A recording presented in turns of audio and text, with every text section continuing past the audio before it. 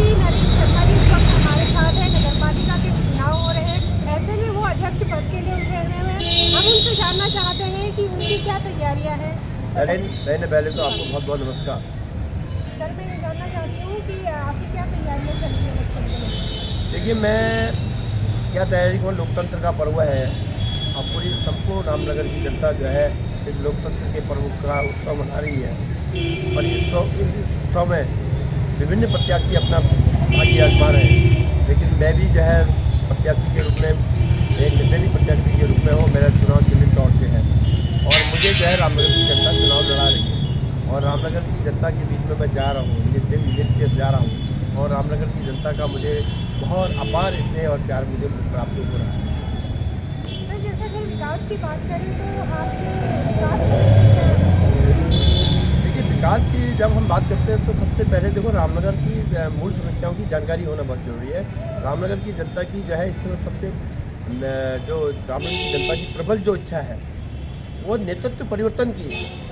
रामनगर की जनता जो है ऊब चुकी है पुराने नेतृत्व से और ये पुराने नेतृत्व को जो है बदलना चाहती है और वहाँ नगर पालिका में ऐसे व्यक्ति को लाना चाहती है जिसकी सोच अच्छी हो, जो सबको साथ लेके चले, समाज में जो है विभेद न पैदा करे और एक दूसरे के साथ तालमेल बना करके जो है इस रामनगर को जो है विकास की गति को आगे बढ़ाए।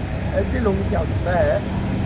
हमें रामनगर की जनता आने वाली 3 तारीख को मतदान करेगी। लेकिन मेरी घोषणा पत्र को आप देखेंगे तो आप उसको समावेशी मानेंगे, सर्वस्पर्शी और सर्व समावेशी है। हमारी घोषणाएं जो है किसी एक पर्टिकुलर किसी एक क्षेत्र के लिए नहीं है, पूरे रामनगर क्षेत्र के लिए। आप जब देखेंगे रामनगर में, मैं अगर कहूँ तो रामनगर का सबसे पहले जहाँ से हम रामनगर की नगर पालिका की विकास की गति आगे बढ़ेगी, सबसे पहले उसको ठीक होना जरूरी है। रामनगर में एक बहुत सुंदर सा जो है नगर पालिका का भवन होना चाहिए। उस भवन का नाम भी हमने तय कर दिया कि बाबा भीमराव अम्बेडकर भवन के नाम से वो जाना जाएगा। उसमें जो है कार्यालय होगा, उसमें जो है पालिका बाजार होगी, उसमें पार्किंग की व्यवस्था होगी। इस प्रकार की टेक्नोलॉजी का पूरा उपयोग किया जाएगा। उसमें इस प्रकार की नगर पालिका का भवन बनेगा और जाकर के हम विकास की योजनाओं को आगे बढ़ा सकते हैं। इसके अतिरिक्त रामनगर में सामुदायिक भवनों का निर्माण करना, रामनगर में जो है पिछले समय में कोई सामुदायिक भवन ही नहीं है यहाँ, तो सामुदायिक भवन है उसको पूरा घर बना दिया। तो एक पूरा घर रामनगर में सामुदायिक भवन को नगर पालिका परिक्षेत्र के अंदर बनाया गया है, उसको पुनः हम जनता को समर्पित करेंगे और उस भवन का नाम भी हम जो है पंडित गोविंद बल्लभ पंत के नाम से उनको जाना जाएगा। इसके अतिरिक्त जो है जो ऑडिटोरियम है उसकी बड़ी जीर्ण और दशा होगी, उसको जो है हम चाहेंगे कि जो है वो ऑडिटोरियम बहुत सुंदर ऑडिटोरियम है और उसका उसको इसके अंदर उसको एसी युक्त करेंगे, पूरा एसी वाला होगा वो। और इस रामनगर के अंदर जो है सड़कें हैं, नालियाँ हैं, वो जो है जो बन रही हैं, इसके बाद जो बनी है उसमें कहीं पर गुणवत्ता की कमी है तो गुणवत्ता को सुधार किया जाएगा। इस रामनगर में जाम की बहुत बड़ी समस्या है और जाम से मुक्ति दिलाने के लिए हम चाहते हैं कि जो है पार्किंग की व्यवस्था हो, 4 व्हीलर की अलग हो, 2 व्हीलर की अलग हो, 3 व्हीलर की अलग हो और भारी वाहनों की अलग हो। इस पार्किंग की व्यवस्था हो ताकि इस शहर को जाम से मुक्ति मिले। यहाँ लघु व्यवसायी बहुत है, छोटे छोटे व्यवसाय करने वाले वो सुबह से शाम तक कमाते हैं, शाम को अपने बच्चों का पालन पोषण करते हैं। ऐसे लोगों के लिए जो है सुंदर सा वेंडर जोन हो, सभी सुंदर से युक्त हो, वो रोज जो है इस बात का अंदेशा नहीं रहे कि हमको आज पुलिस आएगी यहाँ से भगा देगी, उसका रोजगार प्रभावित हो। इसके लिए हम सुंदर सा वेंडर जोन की स्थापना करेंगे।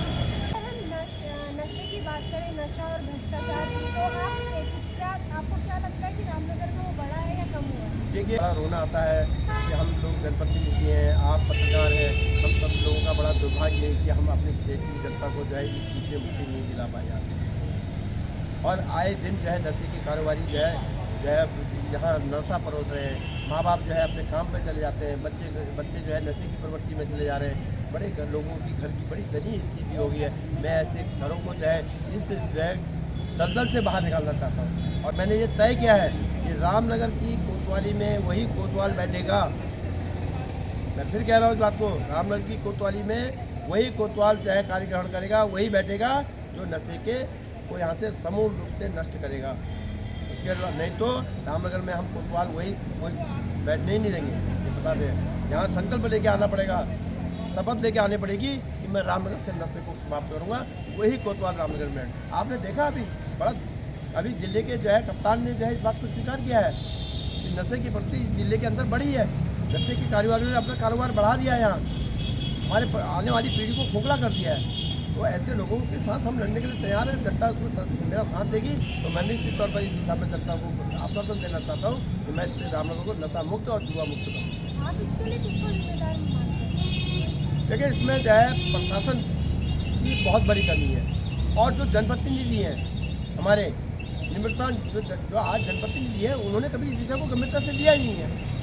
अब एक जनप्रतिनिधि अगर माना भाषण दे, जिसके पास सारे अधिकार हैं, वो भाषण दे इस बात के कि मैं चाहता हूँ कि रामनगर नशा मुक्त होना है। अरे मेरे चाहने से क्या होना है? जब तक कोई चाबी यहाँ पर रखी है, अगर मैं उसको उठा करके यूँ उठाने का मन नहीं बनाऊँगा तो ये चाबी मैं चाहता हूँ साहब चाबी मेरे जेब में आ जानी चाहिए। कैसे आ जाएगी?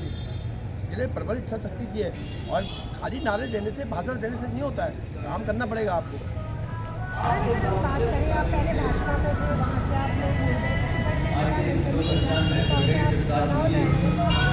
देखिए, मेरे साथ जो है, देखिए मैंने अपने 15 साल की उम्र से ये जीवन यात्रा शुरू की है और राजनीति क्षेत्र में काम किया, सामाजिक क्षेत्र में काम किया।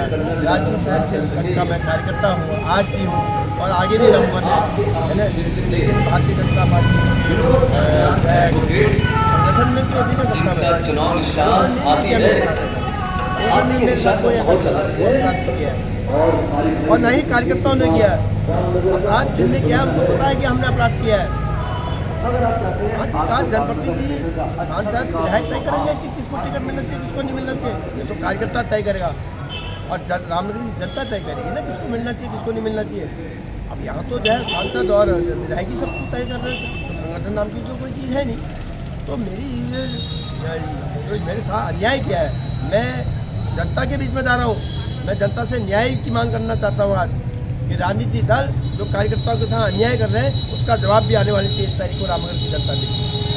कई बड़े नेता जो हैं इस वक्त मैदान में हैं, तो आप उनको उनके लिए क्या कहेंगे?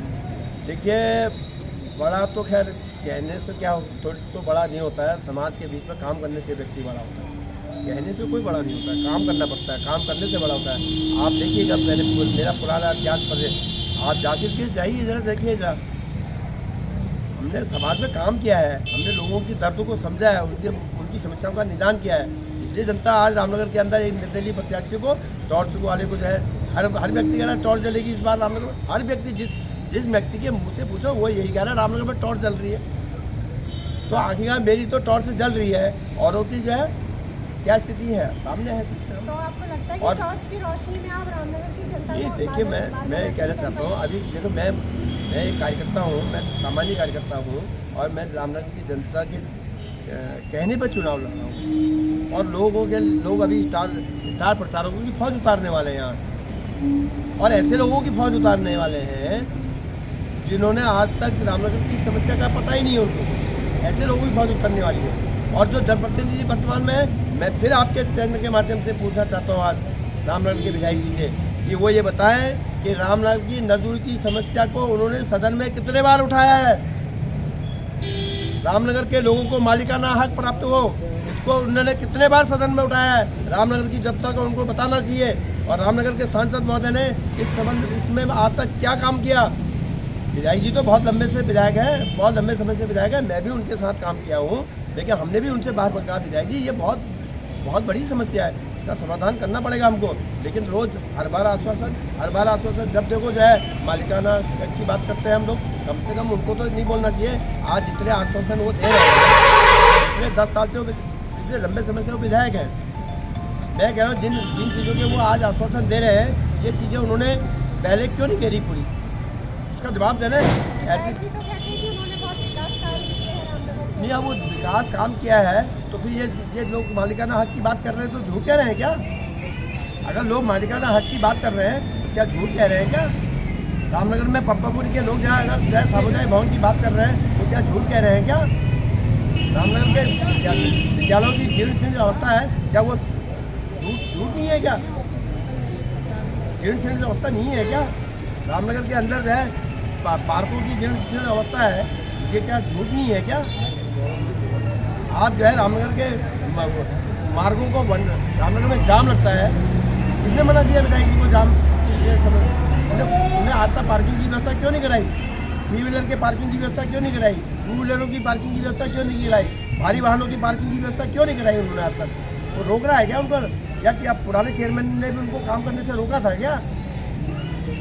ये सब बेकार की बातें, बरगलाने की बातें नहीं करनी चाहिए, उनको धरातल पर काम करना चाहिए। और ये मूल समस्या है। देखिए, रोडवेज का बस अड्डा बन रहा है, एक बड़ी योजना है, लेकिन रामनगर में वेंडर जो की स्थापना करना तो सामान्य चीज़ है। आप ऐसी जगह उनको भेज देते जहाँ ना लाइट थी, ना बिजली, ना लाइट थी, ना पानी का वहाँ, ना वो सुलभ शौचालय था। ऐसी जगह उनसे कह रहे जाइए अपने वहाँ कारोबार करिए।